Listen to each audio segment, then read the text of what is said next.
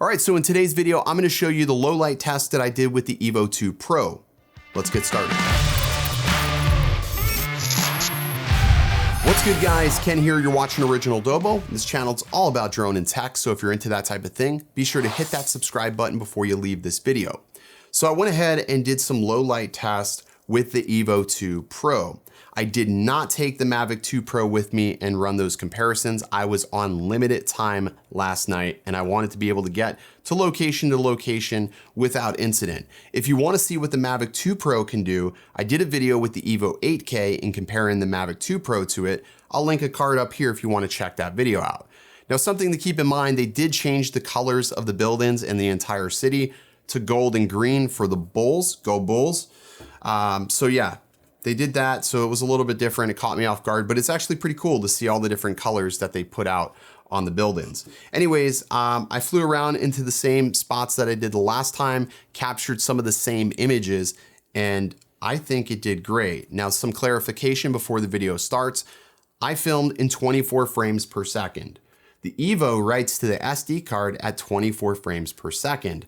My sequences are typically 23.97 because on Sony cameras, 24 frames is 23.97. That's how it is on most cinema cameras as well. That was something I did not catch when I did the video from a couple of days ago. If I would have caught that, I would have interpreted the video as 23.97. That could have attributed to some of the stutter that we were seeing.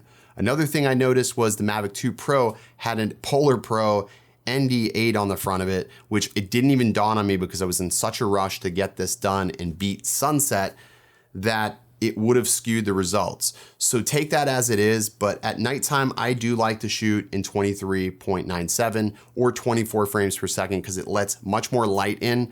During the day, I will typically use 4K 60 and drop it into a 24p timeline because it does render smoother results. But everybody has their own preference on what frame rate they want to shoot. I like 24, and at the end of the day, that's my channel and that's my choice to do that, and I'm not going to argue with any of you on that. I'm not changing. I'm not fucking changing! The show goes on! This is my fucking channel, and they're gonna need a wrecking ball to take me out of it!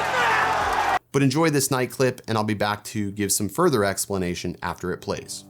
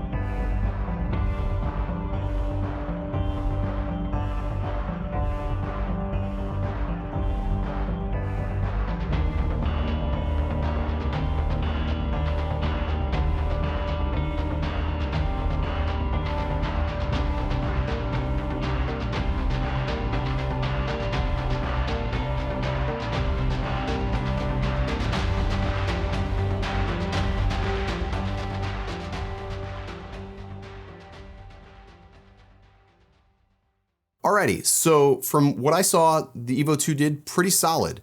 Now in a couple of those clips, I actually had the ISO maxed out to 6400. On the EVO 2 Pro, you can go from ISO 100 to 6400 as to where the EVO 2 8K only tops out at 3200. So it's really similar to the Mavic 2 Pro as far as ISO goes. I had 24 frames per second as my frame rate, and I had my shutter right at 50 because that would be the 180 mark. So it should have been nice and smooth. All of that was 4K. No 6K this time because I didn't even want to go down that route. I did try the log footage out, but I don't really think it's a good idea to shoot log at night because it raises those shadows and introduces way more noise than you would typically get using the standard color profile. Once again, I found that the footage was very, very warm, even utilizing the auto white balance. So if you're gonna film at night with this, I would suggest setting your Kelvin value manually so that way you can get the best color right in camera. One of the benefits of the EVO 2 Pro is that larger sensor, and it's definitely way larger than the EVO 2 8K and way better than the EVO 1 ever was in low light. And it really does show. This rivals that of the Mavic 2 Pro in my opinion, although it's not without some caveats. The software definitely needs some refining because as I started using this throughout the evening, switching back and forth between different shooting modes, I noticed that the shutter wouldn't change and the ISO wasn't changing unless if I went back into auto and switched it back into manual. I caught it doing that numerous times, switching back from hyperlight, and it was just something that just really drove me nuts. I hope that autel can get that fixed. I think that is more of a problem with the application, not so much the software on the drone. One other thing to note, which I didn't have this issue with the autel EVO 2 8K, was I kept getting a lot of weak video signal. And at one point, this thing started returning to home on top of the SunTrust building. And I was like, why? I have good visibility. I had all my lights turned the correct way.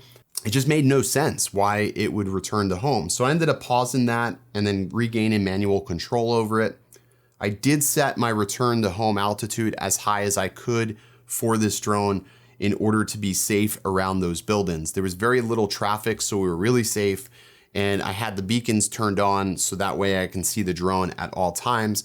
And it did not appear that it affected the image whatsoever, which was definitely a good thing.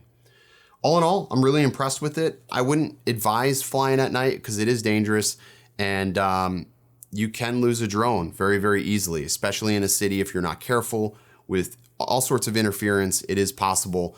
But yeah, beyond those little things that happened, I think it did really good. And I'm thinking it's living up to its 1-inch reputation. And that's probably why a lot of people will buy this. Now I am interested in how the 6K footage would do in low light. I will potentially test that as well. But for this test, I just wanted to keep it 4K and keep it simple on the editing process. Plus two, I think YouTube has a hard time with these higher resolutions. It just doesn't seem to really benefit much. But I think for the vast majority of people, they will continue to shoot in 4K. But there you go. If you have any questions, I'll be hanging out in the comments section for a little while. And as always, stay original.